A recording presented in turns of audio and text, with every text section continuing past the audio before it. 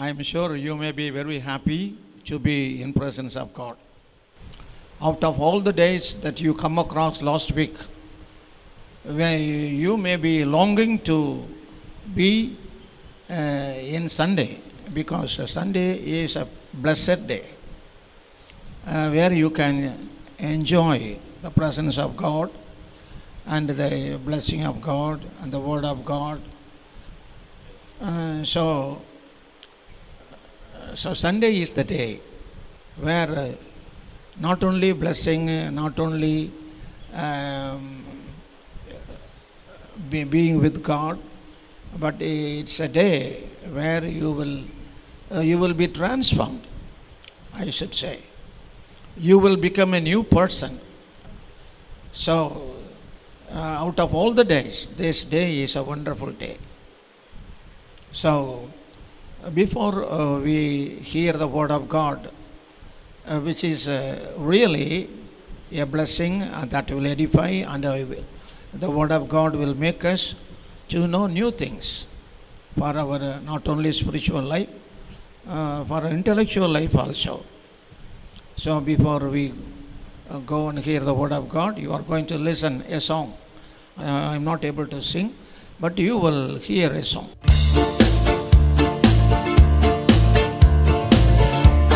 Celebrate, sing unto the Lord. I will sing to Him a new song. I will celebrate, sing unto the Lord. I will sing to Him a new song. I will praise Him. I will sing to Him a new song. I will praise Him. I will sing to Him.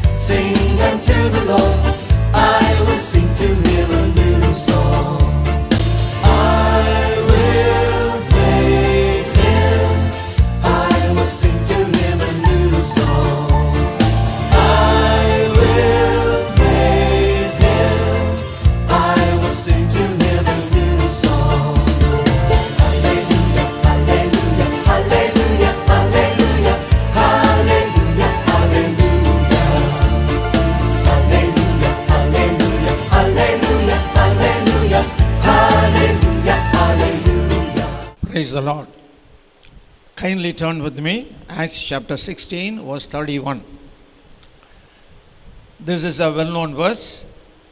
Believe on the Lord Jesus Christ, and you will be saved, you and your household. Shall we close our eyes and look unto God, so that our living Jesus, who says that I will dwell within you and I will abide within you, thus the one who said he is going to be with you now, you are going to realize his presence. Gracious Heavenly Father, you are accomplishing everything according to your promise and your word. Lord Jesus, as you have said, I will be with you even to the end of this world. Now enable us so that we can realize your presence. As you said, I will dwell in your heart and I will be your God.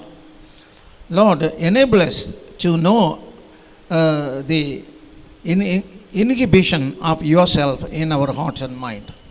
Lord Jesus, as you have said, to submit our body, mind and the spirit as a living sacrifice, we have submitted our body, mind and the spirit as a living sacrifice, so that, Lord, you know how to break it and melt it and mold it to be a vessel, to be used by, to be used for your glory. Thank you, Lord. Let this verse be submitted before you. May the Holy Spirit of truth come down and break this verse and give a beautiful edification for our spiritual growth. I bind the spirit of evil which hinders our understanding. Thank you, Lord. I extend all the glory and honor unto you. In the wonderful name of Jesus, I pray. Amen.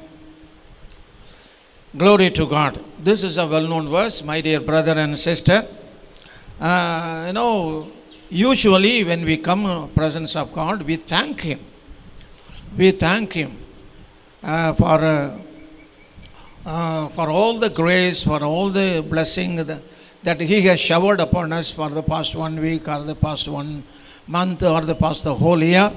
We first of all thank Him for the provision, for His protection, for the privileges He has given, for the promotion He has given, for everything we want. Before we hear the word of God, we first of all thank our Lord Jesus Christ, whereby He will be happy about us. Then secondly, we worship Him, we exalt His name, we exalt His word, we exalt His presence, we glorify Him, we adore Him, we please Him, we sing in loving. So all this, through all these things, we worship Him. Let His name be magnified and let His name be glorified, let His name be known, let His name be made known to everyone. This is a fragrance. So we worship Him. After worshiping, then we sit down and we prepare our heart and mind to hear the word of God. Unfortunately, today we are not in the churches. If you are in the churches, your appearance may be different, not like that you are sitting here. Your hair, your dress, your mind, your attitude will be different. But now you are in your house, maybe someplace, maybe a new place or your usual place. Now, what I want to ask you is, please pray a minute. Lord, let me close my eyes and say, you enable me to have your presence in my heart and mind. Like that, after giving thanks, after worshipping, just a prayer to have the presence of God. So, one of the reasons that we are before the presence of God is, we hear the word, we get the blessing, but this is a spiritual food, I should say.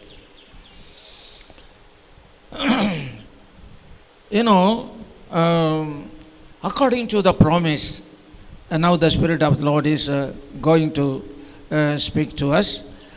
Through His words, He is going to fulfill our desire.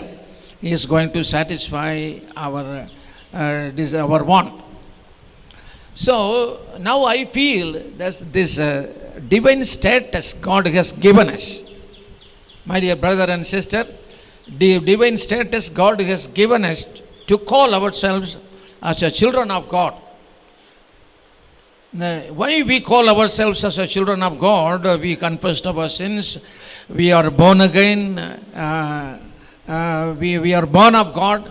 So we are privileged to call Him as Father, Appa, the Father, my Savior, my Jesus, my Lord. So we have the privilege to call Him. And before we claim the promises, we are associating ourselves with God. We are associating, but at the same time, we have to check our heart and mind, whether it is properly prepared. Our heart is prepared. Or in other words, we may sometime or very often, we fail to perceive, to examine our shortcomings and our defects. We fail to examine, we fail to perceive our mind, we fail to perceive our heart, actual state of our heart. So, if you don't perceive properly, if you don't examine properly about the shortcomings and the defects, that will make you to get disappointed, to get pain in your heart and mind. So check your heart and mind and you confess and you see that the word of God is precious, it is holy word. The holy word must be retained in your holy mind. The holy word must be retained in your holy heart. And the holy word is going to be a powerful one for your holy life. So that is why, David always used to say in 139, Psalm 139:24, he says, Lord, see if there is any wicked way in me. He says, wicked way in me. He says, check me, Lord. Because David believed that only God could examine. Only the risen Jesus could examine his heart and mind. Even though he has got intellectuality, he has got ability, we too have intellectuality, ability, morality, faculty, everything. But all these T's will never examine our mind. We cannot identify what is wrong in our mind and heart. See, when we have something wrong in our physical body, we go to physician, we ask him to examine and give him a treatment. But as our spirituality is concerned, we have to go to Jesus Christ. He only is able to examine the condition of our mind. The mind should be the spiritual mind, the heart should be spiritual heart, and Jesus is the only one. So, this month God says, when He says, believe the Lord Jesus Christ and you will be saved, means, everybody, we cannot say that everybody is perfect. We have to grow. We have to grow in our... We are very much happy when we have the physical growth. And the physical growth gives us good appearance, gives good beauty, handsome, and what not. We are very happy to dress and look at the mirror, and we feel ourselves. But that is another person who is within this physical body. That is inner persons, the soul. So, we pray unto God when we feel sickness, and we believe God that He will save us from the terrible sickness in order to protect our physical body. Then we pray unto God when there is a disaster and any terrible thing happens in our family, in this world. We are being saved, we are protected by God. If there is any sudden misfortune, sudden terrible accident, or any natural calamity happens, we believe God, because God said, believe you will be saved. So when there is a sickness, we believe God. When there is a terrible disaster happens, we believe God for protection. But there is another thing. We believe God to protect us from the power of sin. We don't want to commit sin. We don't want to commit sin. So we pray, we believe God, Lord, let me not be fallen in sin. Now we believe God for sickness, we believe God for protection, we believe God to be free from sin. Okay, now there is another thing. There is an invisible one.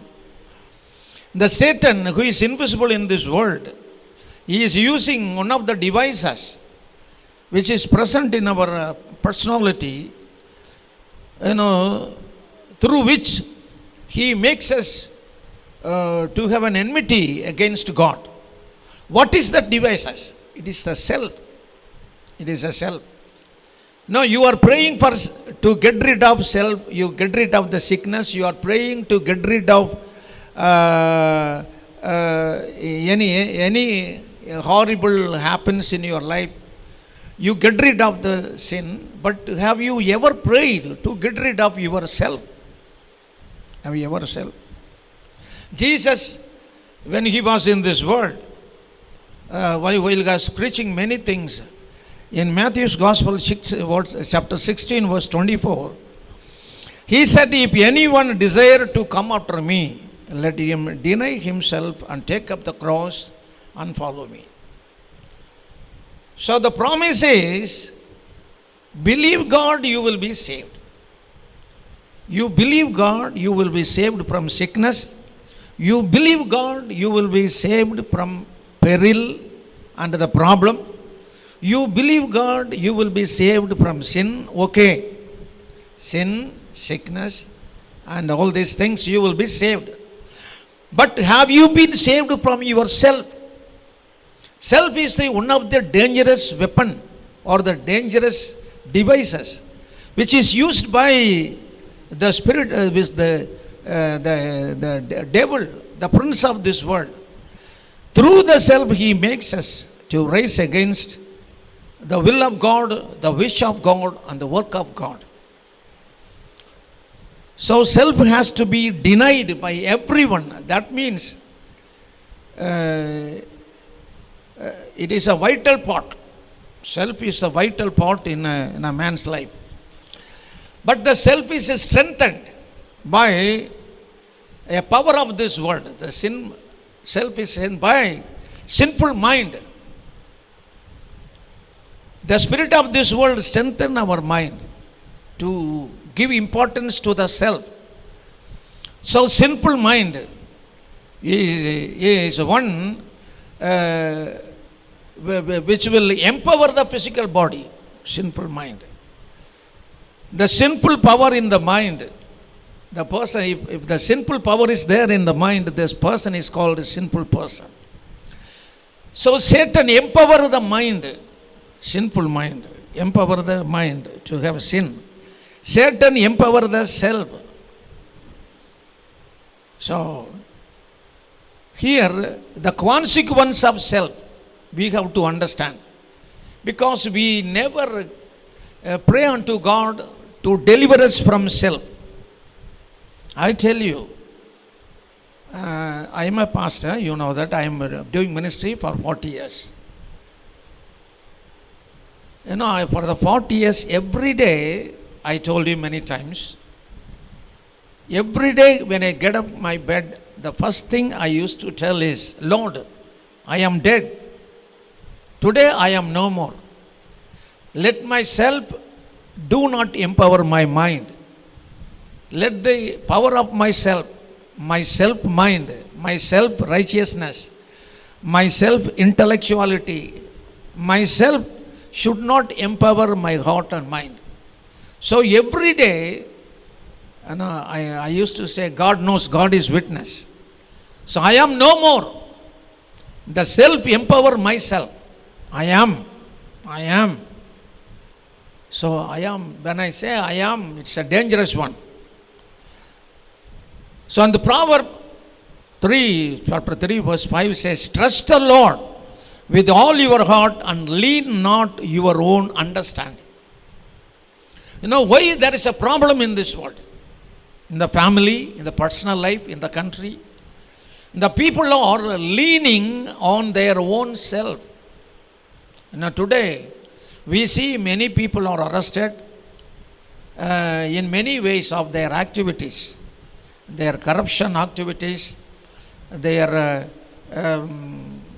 activities not only as you think, but also in many ways of sin. They are leaning their own way, their own intellectuals, their own righteousness, their own ability, their own ways and means. They do not know the consequence of it in the end. God said, you lean not your own ways. So, believe Lord Jesus Christ, you will be saved from yourself. You have to be saved from yourself. If you lean on your own self, if you depend on your own self, if you have your life on yourself, there will be problem. There will be disappointment. There will be, mental agony. You cannot see peace in your mind if you give importance to your own self. So every day you have to say, I no more myself today. I have submitted my body, mind and the spirit as a living sacrifice.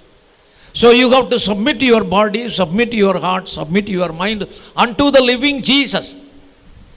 Because as you know, St. Paul says, it is no more I, that Jesus liveth in me. So your Christian life, if you are a Christian, you have to say that it is no more I, but Christ liveth in me.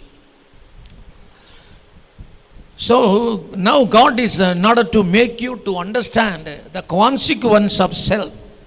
There is some scriptural evidences. That is why we hear the word of God.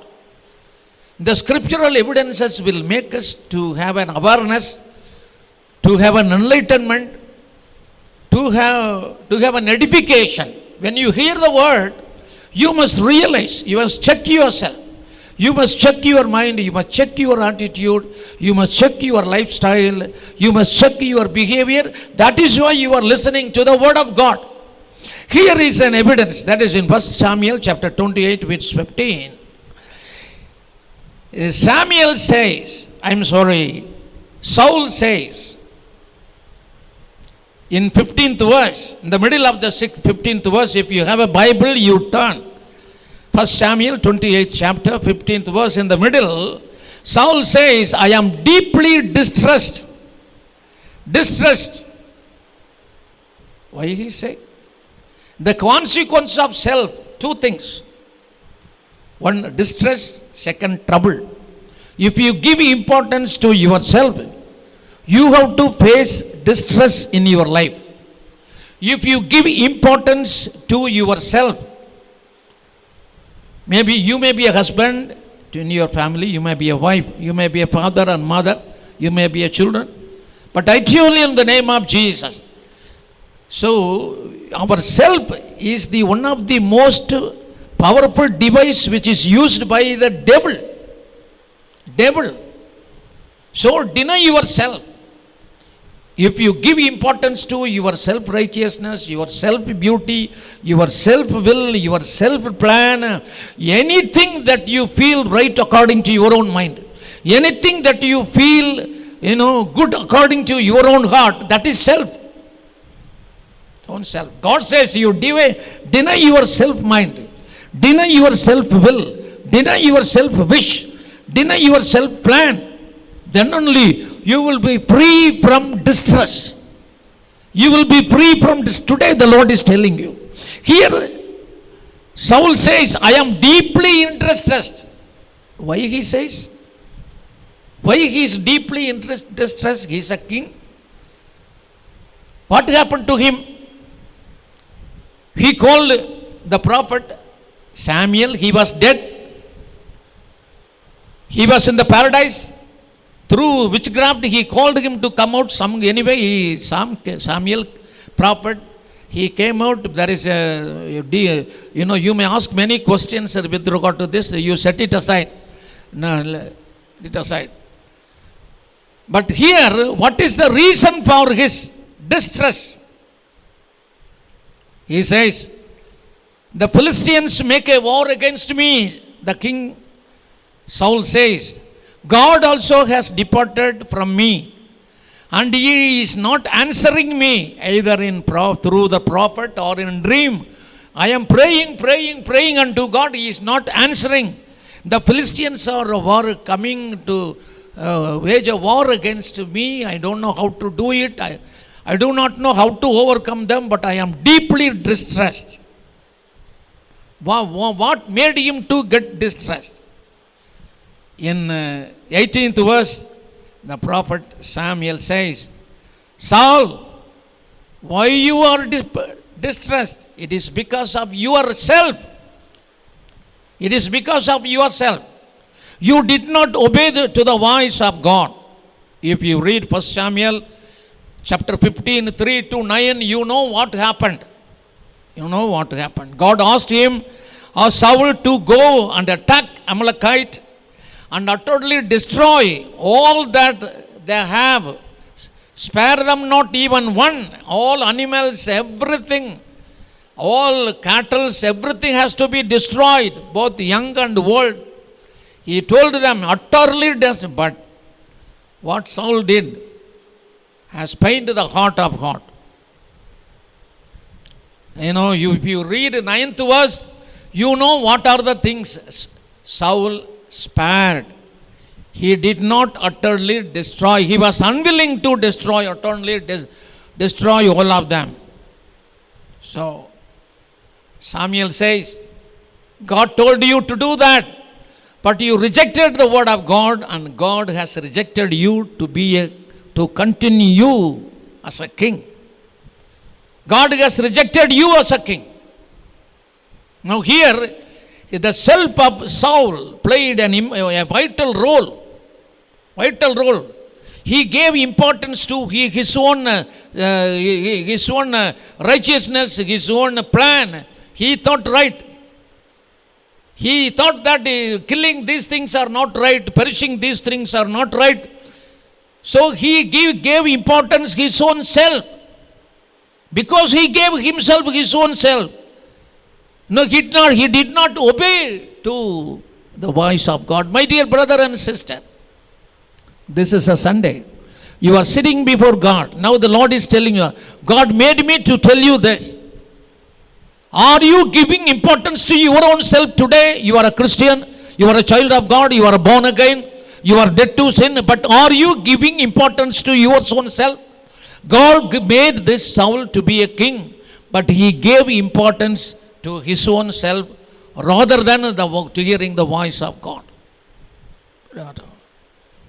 If you give yourself, your own plan, for ministry, for Christian life, let come what may, give importance to the voice of God, to the word of God. Then only you will be saved. You say that you are distressed. Why you are distressed? Because you gave importance to your own self. That is why you are distressed. Are you believing Jesus? Are you giving importance to your own plan? You have many activities. You have profession. You have family. You have to work. You have got every activities. I agree with you. But are you giving importance to the word of God? Or are you giving importance to your own self? That is more important. God says, you believe this Jesus, you will be saved from distress. You will never say in your life, as this Saul is saying, I am greatly distressed. Let come what may, you will never be distressed if you say. Now what do you have to say? My dear brother and sister, you have to say, in John's Gospel chapter 3, verse 18, he who believes in Jesus will never be condemned. Here Saul was condemned. So God will never condemn you if you go according to the word of God. If the word of God should agree, whatever you do, the word of God should agree. Whatever you speak, the word of God should agree with your speak. Because, all the words that you profess through your words may be with joyful words or happy words or angry words or fighting words. All these words are entered in the book of remembrance. Your total life is there in the book of remembrance. He will reward you according to your word, according to your style of life, according to your behavior. So if God says you believe the Lord for all your activities, all your things. In John's Gospel chapter 3, 36, if you believe this Son, you will have an everlasting life. So you have to believe in spite of opposition. There may be an opposition. There might be an opposition. In my life, I can tell you, not just to make myself boast about myself, but there were when we commit ourselves, when we decide ourselves to do something for God, there will be an opposition. In the midst of opposition, you have to believe God. Believe God. See, I will shortly, precisely, I am giving you, I don't have time to give a long explanation. If you turn Mark's Gospel, chapter 10, verse 48, you are seeing a blind man there. Bartimaeus. This is an example for us. Jesus is coming from Jericho. Many people are following him, and he was a blind man. He was sitting on the wayside, and he was listening the talking of the people. Probably the talking of the people may be the miracle that administered in Jericho. So therefore, the blind man was listening the conversations, the talking, the ministry of Jesus in Jericho. So what he did? So he called, Son of David, Lord, Son of David, have mercy on me. There was an anxiety in his God. There was a desire exerted from his God to get a miracle from Jesus. As he was able to do miracle in Jericho, he thought that he is also eligible to receive miracle from Jesus if he call upon. That was an anxiety in his heart. So that is why he called, Son of David, have mercy on me. On this occasion, this is well known to you, there was an opposition. The people, the disciples, the many, they want him to be quiet. They want him to be, don't make noise. But he cried more than what he did previously. So here the belief, there may be an opposition. There may be an obstacle in your life. But he did not mind it. He did not mind it. Because he wants salvation. He wants deliverance from the blindness. My dear brother and sister, there are so many spiritual blindness in your life. I don't have time to explain what is the spiritual blindness. The spiritual blindness, the spirit of the devil, the prince of this world makes our mind to have a blindness that we should not see Jesus in the scripture. The scripture is an image of Jesus. The Bible shows the image of Jesus, the likeness of Jesus. So this devil makes our mind, blinds our mind now to defile, to get it defiled, not to see the image and likeness of Jesus in this Bible. My dear brother and sister, in spite of the opposition, you know very well, this Bartimaeus, this blind man, believed and called. He believed and called, he received a miracle. Not only that, if you read Luke's Gospel chapter 8 verse 43, there is a woman having a flow of blood for 12 years. You know very well about this.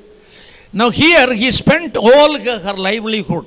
All that she had was spent for the physicians, but she was not healed.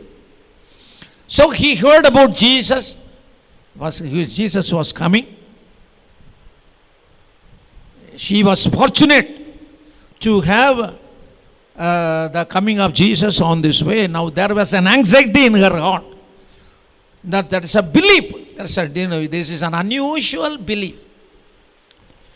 Having a faith upon Jesus, calling is one aspect of belief. But here this woman have a different kind of unique belief. What is that? If I touch the garment of Jesus, I will be healed. You know what a unique and wonderful faith she has. She has. No. So great is her faith. In spite of the trouble, in spite of the crowd, in spite of the opposition. Now there may be an opposition from the people. That was not clearly explained, but we can imagine a woman of having this kind of issues of blood, how she will be treated, what will be the comments of the men, comments of the public, what will be the treatment of the public to her, what would you have thought about her. See, these are all, we don't have time to explain. But in spite of that, there was an anxiety, there was a desire, there was a belief in her heart that she is definitely 100% she is going to be healed if I touches the garment. So God says today, you believe Lord Jesus Christ because He is alive. He is not only a creator, But He is a Christ. He is the deliverer. Whatever may be your problem, whatever may be your situation, He is in you. He is abiding with you. Your body is not of your own. You are not of your own. You belong to God. Even if you live for Christ. If you live, you are dying for Christ. Your soul is shaped. Your soul is shaped with the personality of Jesus. For that you have to believe this Jesus. Your soul will be free from the nature of your own self. Your soul will be free from the nature of this world. Your soul will be free from the sin of this world. It will be transformed. It will be regenerated. It will be sanctified. It will be transformed to have the likeness of Jesus. For that, God is telling you, you believe this Jesus, my dear brother and sister. This is the day of the Lord. Lord is telling you, whatever may be the circumstances that you are confronting every day, whatever may be the situation that you have to have around your life, don't revolve yourself. Don't allow your mind to revolve. Don't allow your own heart, your own righteous to revolve. Give importance to the presence of Jesus. That He is with you. You are with Jesus. Jesus abiding with you. You will be saved means you will be free from all the problems in your life. This is what God will tell you. We are believers, no doubt. But in spite of that, consistent belief. Consistent belief. Without any break in the belief. There was a break in the belief of Saul. Because of the break in the belief of Saul, he said that I am greatly distressed. There should not be any break in the belief. Look upon Jesus. Look upon Jesus in all your circumstances. Now let come what may. Believe Jesus. You are marching forward. You are marching towards the perfection of Jesus. You are marching towards the beauty of Jesus. You are marching towards the personality of Jesus. You are marching towards to get yourself ruled by Jesus. Thank you. I am sure, my dear brother and sister, you will be happy today. You consistently believe, concretely believe. You will conquer the power of this world. You are going to conquer the power of your flesh, your own self, the perils, the problems, and what not. God is going to help you. You are going to be a new man, unique person. Your life is going to be appreciated. Thank you. Brother and sister, God is going to bless you today. Shall we close our eyes? Gracious Heavenly Father, thank you for the edification you have given us. Believe this, Lord. He is living. He is our Savior. Thank you, Lord Jesus. Whoever listens these words may be blessed. Because I prayed unto Lord, it is not me have spoken these words. It is, Lord, the Spirit of truth. Lord, you have spoken these words. Whoever listens this may be blessed. Lord, may be strengthened, may be sanctified, may be glorified, may be, Lord Jesus, blessed. Thank you, Lord. I pray unto you to stretch forth your hand and bless them. I extend all the glory and honor unto you. In the matchless name of Jesus, I pray. Amen. May the grace of Lord Jesus Christ and the love of the Heavenly Father